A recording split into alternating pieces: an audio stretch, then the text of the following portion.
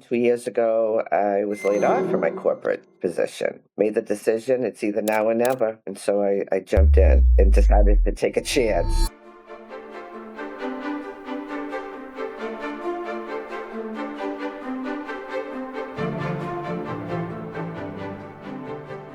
All right. Welcome back, everybody, to the Real Estate Level Up podcast. I am so excited to be sharing with you today several things, and I think you're going to find a lot of inspiration in this guest. This is someone who I was introduced to several months back, and we connected on Facebook, actually. And before long, she became part of the Truca community, and she's a real estate investor. She's new to the real estate investing world. She's wanted to for a long time, and she's now, as the last few months, starting to step into that dream. And I'm so proud of her. This is, she said to me, her first podcast, although I only said that for her comfort because I don't think you'd be able to tell. You guys are going to get a lot of inspiration from her. She's incredible. Somebody who has a heart for others. She has 2 kids. She raised as a single mom. She has incredible tenacity and energy. A lot of background just to share. And now she's bringing all that into real estate investing. And if you are experienced, I think you're going to find a refresher and reminding where you started. If you are new, I think you're going to find a lot of excitement and inspiration. And you're not the only one diving into this. So without further ado, welcome, Diann Murphy. How you feeling, my friend? Great, Andrew. Good. So good to see you. Good to see you And too. congratulations on podcast number 1 for you. Always excites me whenever we get to encounter that. Gosh, we got a lot to talk about, but you talk a lot about faith. You talk a lot about business. You talk about your past experience. You have a long list of things you used to do, but I want to take everybody back. You know, you had a corporate career for many years, raising your 2 kids alone as a single mom. You had come up the ranks in Blue Cross Blue Shield and made huge progress, except you talk about this in the pre-pod prep. You keep talking about this voice that's like, you are meant to do some real estate investing. So bring us up to speed. Who is Diann and how did we get here? Well, I have been in the medical insurance business for over 30 years, but 20 years ago, I really wanted to get involved in real estate investing. Wasn't the right time for a long time. And then 2 years ago, I was laid off from my corporate position. Made the decision, it's either now or never. And so I jumped in and decided Yes. to take a chance. I love that. So you're starting out, and I know you've been working through the nerves. You started getting on the phones, but I want to dive in before we talk about some of the breakthroughs you've had in these early stages in the last few months. I want to dig in a little bit to that 20-year delay. I think a lot of us spend a long time in waiting, and you said something there. You said it's now or never, and I want to go back though. Deeper, that 20-year delay. You talk about hunting for your parents before the days of the internet, trying to find your biological parents. You talk about finding out your mother passed. Dive into that a little bit. What happens way back then? How many years ago was this search, and how did all this happen? It was like 35 years ago, I think. I was like 36 when I started to search for my biological parents. I just wanted to know who I was, where I came from, who I looked like, all those questions that you would have if you've never met, your biological parents. So I started on that journey. It was a lot. It was very difficult because back then we didn't have computers. This was in the early 90s, and it just took a lot of work, writing letters to City Hall, getting birth certificates, and all types of things. How many years did that go on before you That started went discovering? on for a couple of years. I think a couple of years where I was able to complete the search, Yeah. and that And then included. how did you find out that your parents? How did you find out about who they were, where they were, when they passed? Like, how did all that information come out? Well, we hired a company that searches for biological parents for adoptive kids that are looking for their parents. So I hired them to do the search. They were located right in my own state, so that was easy. And while they were searching, I was doing my own search. And they had actually called me to say, we're close to finding your mother and just sit tight. I said, okay. In the meantime, I felt like I was guided by something. And I ended up calling the cemetery up in the area that my mother grew up in. Somehow I was just led there. And I called the caretaker of the cemetery and I gave them my date of birth, my did I know my mother's name? Yes, I did have her name. That's what it was. They called me to tell me that they knew her name, they gave me her name, and that they were going to locate her and told me to sit tight. So once I had her name, that's what I had to, call the caretaker. Long story short, they said to me, there is an Alice Reardon.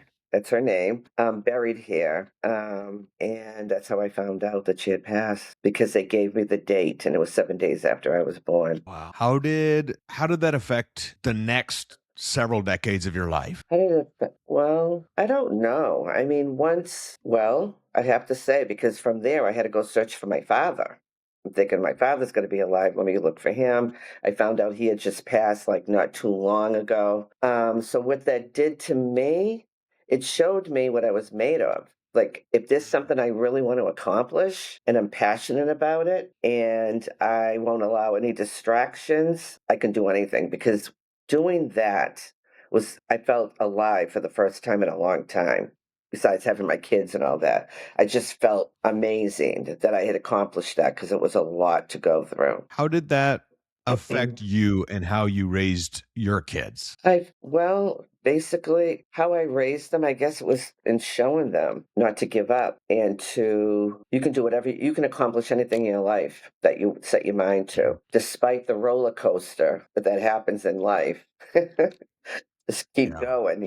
And thank you for sharing this because there's somebody listening to this, and all of us in life we encounter things, we encounter road bumps, whatever that is. And for you, as you encounter this, like you have always, ever since I've known you the last several months, you always show such tenacity and strength. And I think it's a beautiful thing. And I appreciate you sharing where some of that comes from. And it shows. I want to ask you another question before we dig deeper there.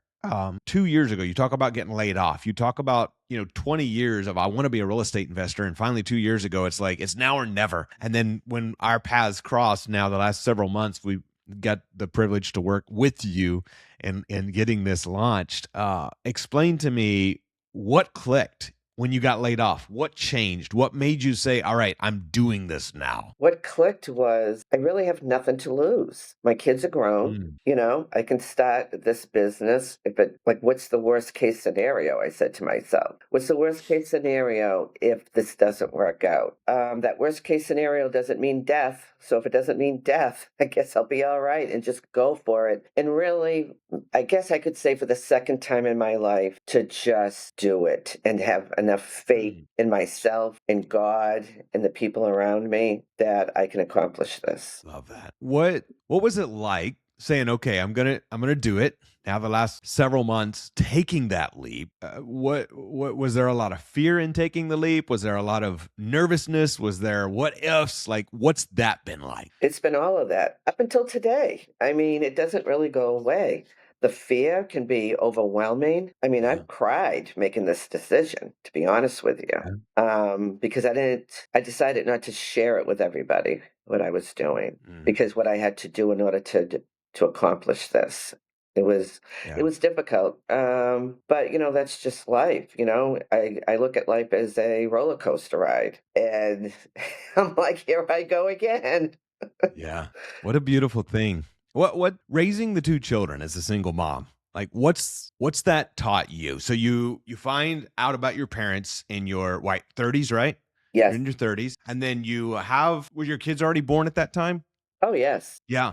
So you have the two kids, you're raising them alone and you're learning resilience with them, you're teaching them resilience. Like tell me about that season. That season of kind of that waiting season. You're raising the kids, you're working in corporate, you're going, I want to be a real estate investor, but it's not the time yet. Like just take me through that journey.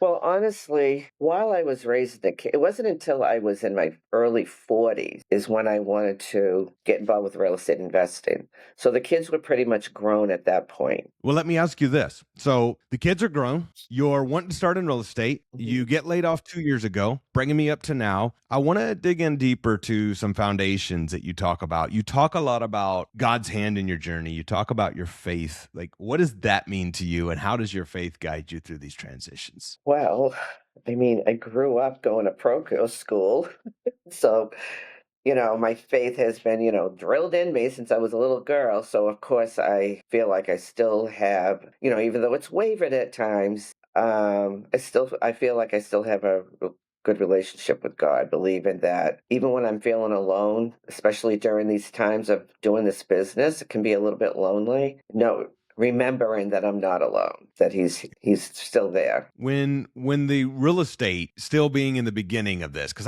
if you're like me, or maybe somebody brand new listening to this, I remember starting out and I remember deciding this is it. And I remember doing calls and I would get no's and then I would get the yes. And it was worse because I would be so excited and then a deal would fall through and then it's no and then it's yes. And I remember that roller coaster in the early stages. And I want to hear from your perspective being in this early stage, like what grounds you in that roller coaster of emotions sometimes. A lot of times I rely on my inner self, my inner spirit, because when I talk about that roller coaster ride, it is every day. There were times when I'm just like, I don't think I'm cut out for this. I don't think I'm smart enough to do this. I don't know if I'm going to be able to, retain all this information at my age. I mean, all these things would go through my head. But at the end of the day, I say to myself, you come this far, you can't give up. You're not a quitter. And just go sit down at that desk and make a phone call. And I really, really go through this at least every other day. At least every other day. Like I almost want to journal it because I want to look back a year from now and say, wow. I went through these ups and downs, the emotional distress of it all, from being afraid to pick up the phone, and then picking up the phone and hoping they didn't answer the phone, Yeah. you know, and getting to the place where I want them to answer the phone. Yeah. And you're great at conversation. And I'm so excited as you have become more comfortable there. I know there's some breakthroughs coming, but I want to ask you a question. I think this is a big shift and you're in an exciting part of the journey. And somebody listening to this, often what happens when we're living in the current, if you're like me at least, when I was starting out, I can live in the current. And, I remember sitting there at the time, living with my parents. I'm staring at my blue bedroom wall doing calls, and it's just me and the blue bedroom wall and phone. And I'm going like, I'm dialing and I'm trying to be positive, but I'm struggling. And I want to ask you a question because I think this is a breakthrough that happens for everyone. And comes a point where we actually start to future pace ourselves and we start to envision not only what life could be like. Because for me, when I started, I was worried about dreaming big because my hopes had been dashed before. And so it's like, I don't want to dream too big because probably won't work out anyway.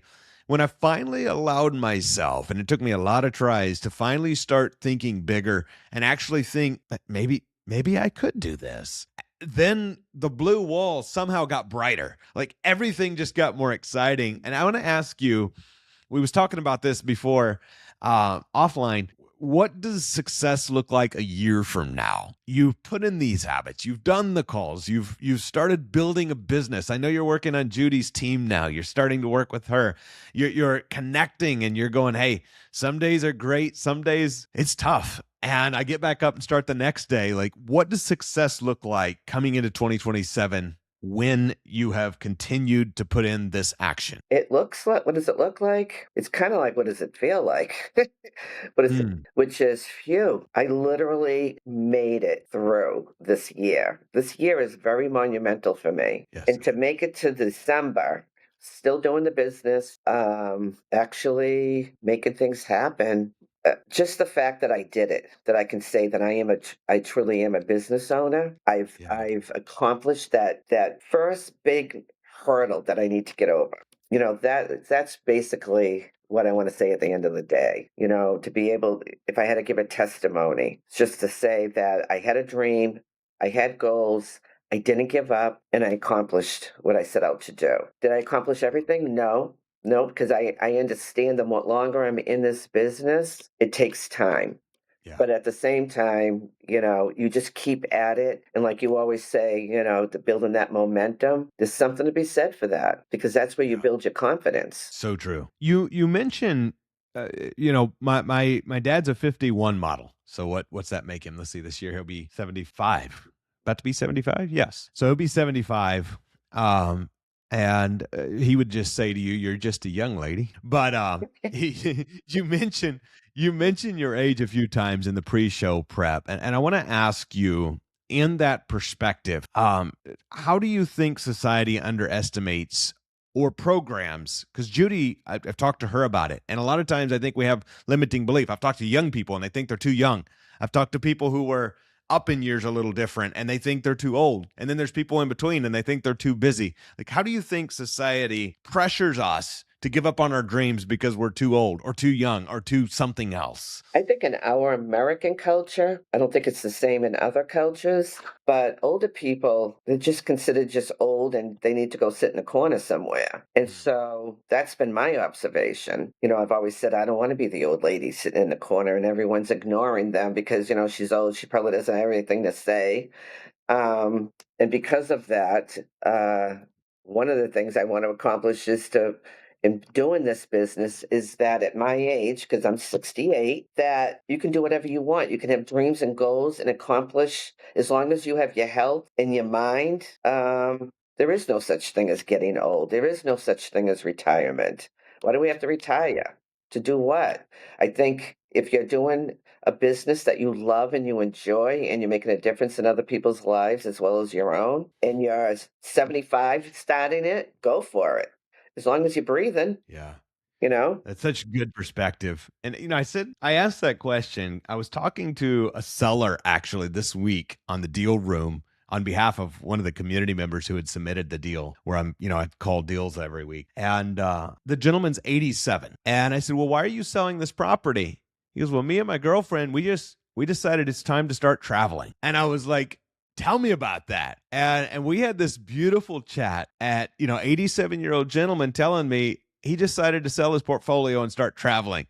Of course, he doesn't know what we know about lease optioning properties and all of the Boslow strategy where he can set it up that way. So in his mind, with his traditional rentals, it's I need to sell them and start traveling. And I was like, what an inspiration. And I think that's such a powerful thing.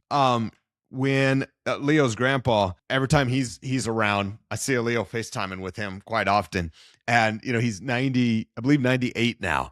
And last time that I seen Leo and I were somewhere and he was FaceTime his grandpa says to him, "I'm starting a new workout routine." And he's so excited. And I watched this excitement of life. And I think something powerful, thank you so much. You're amazing. Something powerful happens as we shift our perspective around, whether it be our limiting beliefs, our age, our skills, our smarts. And I share that because everyone listening to this, the story we tell ourselves, if we're not very careful, we start to believe. My story when I was starting out was I'm just 21. I'm just a country boy. Like, I don't know if I can do this. I barely graduated high school. I don't know if I'm good enough at math. I had all of these things. And then before long, your reality gets created by the fact that you're around a bunch of other people who it's their normal, and it soon becomes your normal. And I just commend you for changing the story you tell yourself. And I want to ask you this question: what kind of legacy do you want to leave for your kids and grandkids? What's important to you? Well, there's a few things I would love to leave behind, but well, for my kids and my grandkids, it's like how I've made them feel really is the most important thing. I've never had grandparents. So when I hear people talk about their grandparents, they always talk about how their grandparents made them feel. And I decided that I wanted to be the best grandparent I can possibly be to my grandkids. How and when I'm with them, I'm very mindful of that. So that's part of the legacy that they're going to remember me and say, Nana loved us so much. She was a little tough, but she loved us. And we had a Yeah. good time with her. And also about giving back and being kind. I think that's the I love that. biggest thing is about being kind. I have a grandson that's in high school. I know those are tough times, but I remind him, be kind. Put yourself in Yeah. somebody else's shoes. Don't judge people. And also, I would love to leave something behind in terms of, I've talked to you about it before, having a building where aged out foster kids have a place to go to. I would love for them to be involved with that. So there you go. That's such powerful vision, Diann. And I love your heart for others. And I mention that because somebody watching this, again, maybe it's somebody who's crushing it in real estate or somebody's brand new starting out, but they're going, oh my gosh, like if she can keep the tenacity, having been through all the things she has, like that's an inspiration for me to decide to enjoy my week a little more. And that's a opportunity. And I think something happens when we put out the vision. And it is, of course, there's the side of being careful telling our big vision to small-minded people because they'll kill it fast. And at the same time, there's the side of when you're in the space to do so, putting it out and knowing it may be somebody else in the Truca community goes, oh my gosh, I've been wanting to start something for foster kids too. Like, let's team up. And I think there's such a perfect flow that comes together when we can just externalize that vision. And I'm proud of you for being confident in not only desiring it, but sharing it. I have a couple more questions for you before we wrap. One being, you talk about discipline and confidence. I want to hear, how the heck did we get to martial arts and kickboxing? I started kickboxing when I was in my 40s. I do it periodically, off and on now, not as often as I should, but it was just something I got into. Why? It was a way to, I joined this gym many years ago. It was kind of a guy's gym at the time, where it wasn't anything fancy, no thrills, and I felt more comfortable in that gym because I didn't feel like I had to have the, cutest gym outfit and none of that nonsense. I could just show up in my raggy sweats and tank top. Yeah, this was many years ago. And and they were giving kickbox classes and I said, why not? And I joined the class and I loved it. At the time I had a very stressful job and it was a way to release a lot of tension and clear my head. And yeah, and I still love it to this day. I just have to do it more often. Love that. What would be one word you would use to describe this new chapter you're stepping into? uh, Or a phrase. Word or a phrase. this new chapter, there she goes, There's you go. I like doing the that. crazy. That's powerful. Diann, I think you're an inspiration to more people than you know. And I am certain from this podcast, there's going to be some people going, I want to connect up with her. She is pretty freaking awesome. How do those people reach you? What are you on social media? You prefer email, Facebook? What, where Yeah, you are you can at? find me on Facebook. I'm on Instagram. Awesome. Yeah, What's your handle on Instagram? I don't even know. I don't even So remember. just search Diann Murphy. She'll Yeah, pop up. you'll find Okay, me. perfect. Perfect. Good. Well, thank you so much for being here today. And for everybody listening to this, I trust today is an inspiration of somebody who is in the early stages of reinventing themselves, somebody who is inspired and empowered to never give up. And every one of you, my request for you would be, no matter what the dream is, no matter what the excuse is that we hear from society or from our own brains, too young, too old, too busy, too this, too broke, too whatever, it doesn't matter. Just quit making excuses and take the leap. All right. You'll be very glad you did. I can assure you, we are the youngest we will ever be in our life going forward.